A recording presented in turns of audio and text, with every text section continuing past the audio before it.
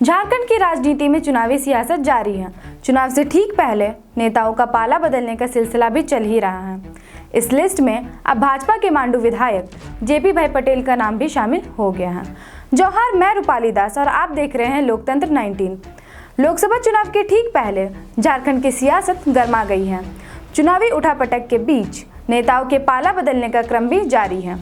भाजपा के सचेतक जयप्रकाश पटेल और पूर्व विधायक राज पालीवाल का नाम भी इसमें शामिल हो गया है। 20 मार्च बुधवार को मांडू विधानसभा से 3 बार विधायक रह चुके जेपी पटेल ने बीजेपी को झटका देते हुए दिल्ली में जाकर अखिल भारतीय कांग्रेस कमेटी कार्यालय में कांग्रेस पार्टी की सदस्यता ले ली है।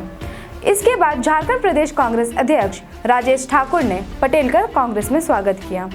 इस दौरान उन्होंने कहा, आज जब डर और लालच के कॉकटेल के सामने सभी नतमस्तक हो रहे हैं, वैसे समय में जयप्रकाश पटेल ने कांग्रेस का हाथ थामा है।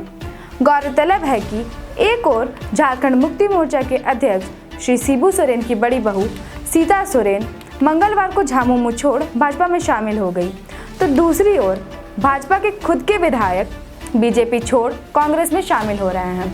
कहा जा रहा है कि विधायक जेपी पटेल के कांग्रेस में शामिल हो जाने के कारण हजारीबाग सीट का समीकरण बदल गया है।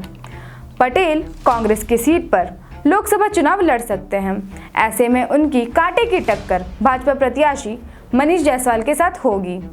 वर्तमान में दोनों नेता हजारीबाग लोकसभा के अंतर्गत आने वाले हजारीबाग और मांडू विधानसभा क्षेत्र से विधायक हैं।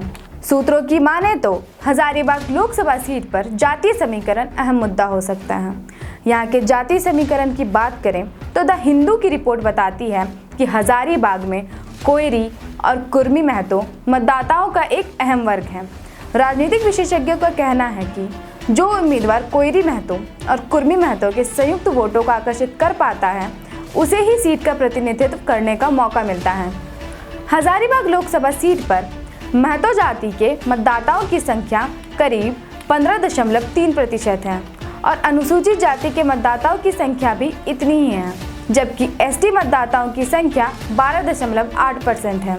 वहीं इस सीट पर मुस्लिम मतदाता 18% है। इस सीट पर ग्रामीण मतदाता लगभग 70.7% है। वहीं शहरी मतदाताओं की संख्या 29.3% है। लेकिन अगर महतो मतदाताओं पर ही हजारीबाग सीट की हार और जीत तय होती है, तो इस बार 2024 लोकसभा चुनाव में जयराम महतो की पार्टी JBKSS, जिसका नाम बदलकर अब JLKM झारखंड लोकतांत्रिक क्रांतिकारी मोर्चा कर दिया गया है, एक मजबूत पार्टी बनकर उभर सकती है, क्योंकि JLKM ने लोकसभा चुनाव के लिए हजारीबाग सीट से संजय मेहता को उम्मीदवार घोषित किया है।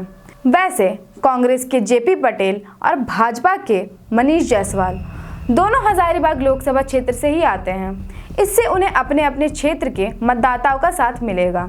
इसके अलावा उन्हें गठबंधन के घटक दलों का भी साथ समर्थन मिलेगा। आपको बता दें, हजारीबाग लोकसभा चुनाव में पिछले 3 चुनाव से बीजेपी का दबदबा रहा है। लगातार 3 लोकसभा चुनाव में बीजेपी ने यहां जीत हासिल की है। 2009 में यशवंत सिन्हा, तो 2014 और 2019 में जयंत सिन्हा ने यहां जीत दर्ज की थी, पर इस बार पार्टी ने जयंत सिन्हा का टिकट काटकर मनीष जायसवाल को लोकसभा चुनाव का उम्मीदवार घोषित किया है। पार्टी के इस फैसले से नाखुश जेपी पटेल ने भाजपा को छोड़कर कांग्रेस का दामन अपनाने का निर्णय ले लिया। वर्तमान में हजारीबाग संसदीय क्षेत्र में 5 विधानसभा सीटें हैं, जिनमें 2 कांग्रेस, 2 बीजेपी और 1 आजसू के विधायक हैं। पर जेपी पटेल के कांग्रेस में शामिल होने के कारण यह समीकरण बदल गया है, जिसमें फिलहाल इंडी गठबंधन का पलड़ा भारी दिख रहा है। बीजेपी ने नए चेहरे को मैदान में उतारा है। बीजेपी का यह फैसला कितना सही साबित होता है और मनीष जायसवाल पार्टी को जीत दिला पाते हैं या नहीं, यह देखना काफी रोमांचक होगा। इसके साथ ही यह देखना भी काफी दिलचस्प होगा कि चुनाव के पहले पाला बदलने वाले नेता क्या कमाल दिखाते हैं। धन्यवाद। ऐसी ही अन्य जानकारियां और न्यूज़ पाने के लिए देखते रहें लोकतंत्र 19 और चैनल को सब्सक्राइब करें।